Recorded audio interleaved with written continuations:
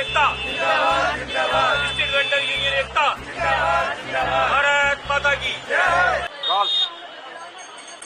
10 दिन का लंबा संघर्ष और आज बाजार में लौटे हैं ये फुटकर व्यापारियों का लगातार जो संघर्ष था, आज 10 से 12 दिन बाद में अपना घर चलाने के लिए, पेट पालने के लिए सामान लेके तो निकले हैं, पर शायद वो सामान ऐसे कैसे पैक रखा है। मैं सामान दिखाना चाहूँगा आप, ये सारा सामान लेके महिला हैं, ये सब इधर लेके यहाँ आई हैं, पर उनको दुकानें लगाने नहीं दी जा रही हैं अभी तक भी। ये देख सकते हैं ये सामान है, ये सामान ऐसे ही ये जो महिला हैं और परिवार हैं जो फुटकर व्यापारी हैं वो लेके तो आए हैं, पर इनको जो दुकान है वो लगाने नहीं दी जा रही है।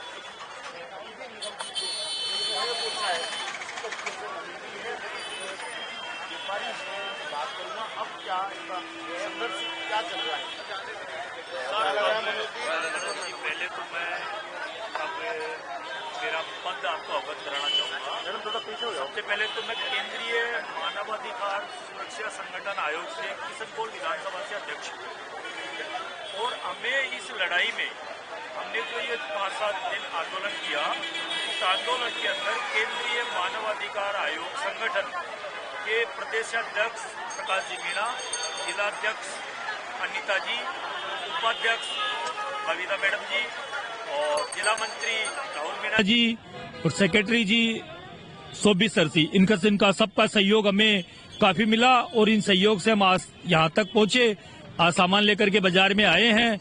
आज हमने हमारी कुछ दुकानें छोटी छोटी करके लगाई है, और अभी तक हमें उम्मीद है आप लोगों ने मीडिया के माध्यम से हमारी जो तकलीफ सरकार तक पहुंचाई, उन तक हमारी बातें पहुंची।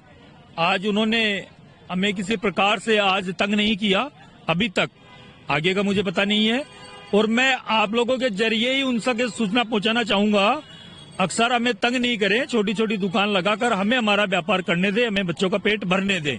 ठीक है ना सर, आपने हमें ताकत दी। हमारी अधिकारी से अभी बातचीत हो पाई है? अभी भी नहीं सर, हमारी कोई अधिकारी से बातचीत नहीं हो पाई। हमारे केंद्रीय मानवाधिकार प्रदेश अध्यक्ष श्री प्रकाश जी मीणा आज 3:15-3:30 बजे निगम कमिश्नर गौरव सैनी जी से मिलने जा रहे हैं।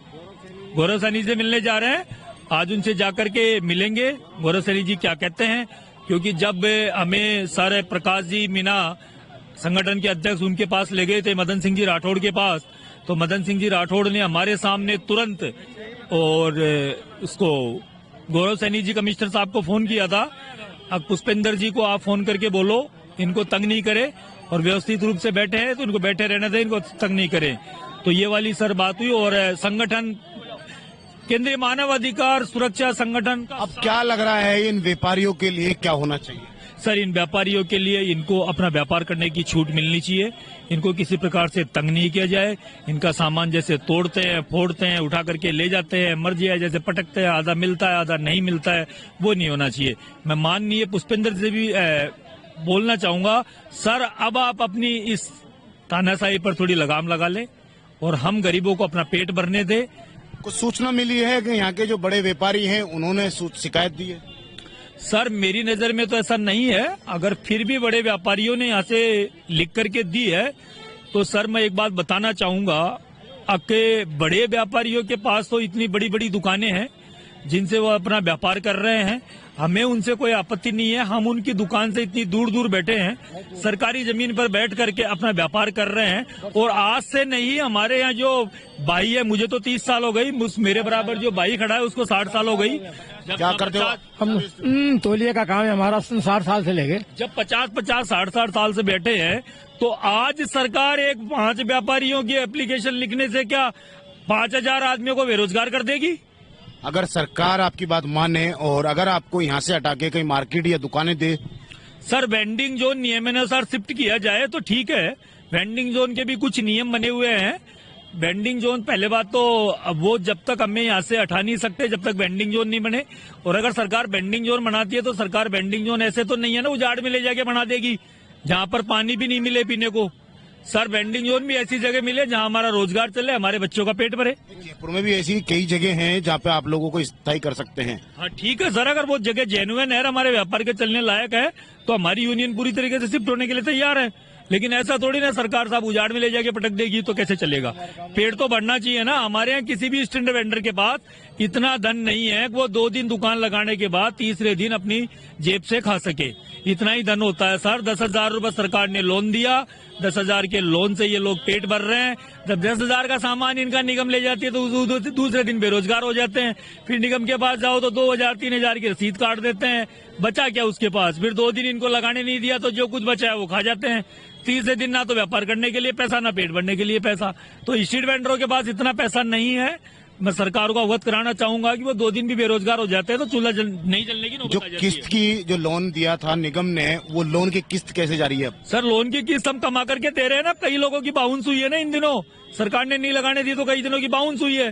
किसी ने बेचारे ने अपने लिए दुकान पे आने जाने के लिए 2 व्हीलर खरीद रखा है, उसकी 1200-1300 रुपए किस्त है।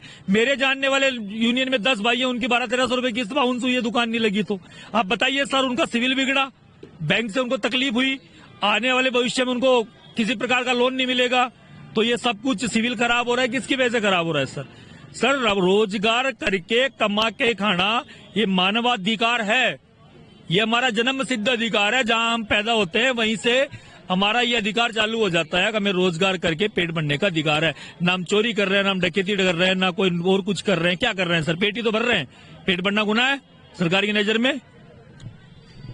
हम किसी भी तरह से अतिक्रमण का सहयोग नहीं कर रहे हैं, पर एक बात जरूर होती है कि जो विवाद है वो अतिक्रमण को लेकर है। पर ये वो 5,000 परिवार है जो शायद अपना पेट पालने के लिए दर दर भटक रहे हैं। 10 दिन बाद घर से आज निकले हैं और सभी लोग इसमें शामिल हैं। कई जात हैं और इसमें सबसे बड़ी बात है कुछ व्यापारी ऐसे भी हैं जो खुद विकलांग हैं पर अपना घर पाल रहे हैं इस फुटकर व्यापार से।